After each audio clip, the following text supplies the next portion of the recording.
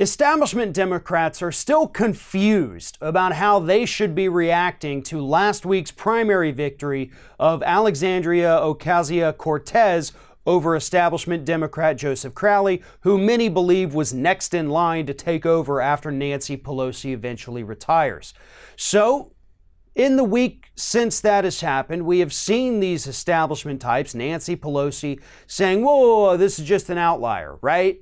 I mean, yeah, she can win in the Bronx, but she can't win in the Midwest, which is probably good for Ocasio-Cortez, seeing as how she's not running in the Midwest, and she ran in the Bronx and beat an establishment Democrat who had been there for more than a decade. I mean, top-ranking guy, next in line for the throne of the party. And he got primaried by a 28-year-old, hard-working, Democratic Socialist, Justice Democrat, because people want change. And all of these Democrats out there are telling us, like, whoa, whoa, whoa, whoa, whoa. This is a one-time thing. She is the outlier. She can't win anywhere else. And then, even more disappointing than Pelosi's response, because Pelosi's response was 100% predictable. This past Sunday, Senator Tammy Duckworth, a woman I respect and admire, probably more than most people that are currently in D.C. She is right at the top of my list. Had to go and say that, yeah, this is a victory in the Bronx, but there's no way she can win in the Midwest. And then, if the party moves too far to the left, we will lose. That is what Senator Tammy Duckworth said.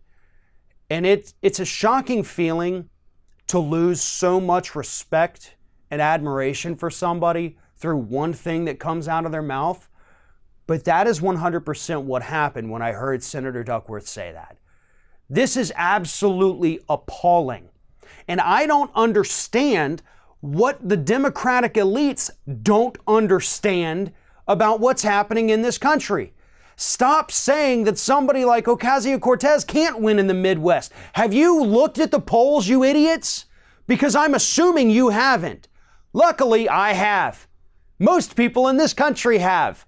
And they know that a majority of people in the United States of America want a Medicare for all or single-payer option. They like the idea of universal health care. They support, overwhelmingly, debt-free college. The majority support getting money out of politics, and the majority, both left, right, and center, actually support action to mitigate climate change. Where are the establishment Democrats on those issues, huh? Why are they not out there reading polls, knocking on doors like Cortez did in the Bronx? I mean, I think she knocked on tens of thousands of doors, actually, made tens of thousands of phone calls, over 100,000 phone calls, over 100,000 text messages. She went out and she did this grassroots style without taking a dime from corporations, and she beat a lifer, a Democratic establishment lifer.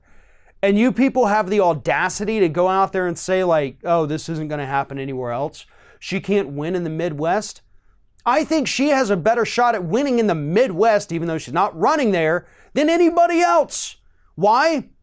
Because she is relatable in a way that other people like Pelosi are not. She, months ago, was waiting tables, working in a coffee shop. She went out there and did the legwork herself. She, like most of us in this country, have been working since the day they were eligible to legally work in the United States. She's not a millionaire. She doesn't know lobbyists. She doesn't know all the powerful people in this country to get whatever she wants.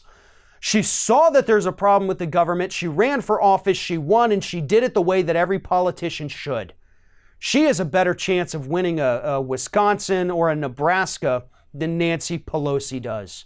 Not just because of her willingness to go out there and actually do the work, but because of the fact that she actually is in favor of the things that a majority of people in this country are in favor of.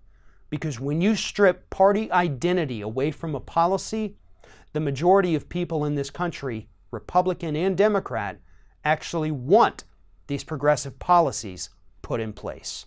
That's something the establishment needs to understand, or else they can kiss the midterms goodbye.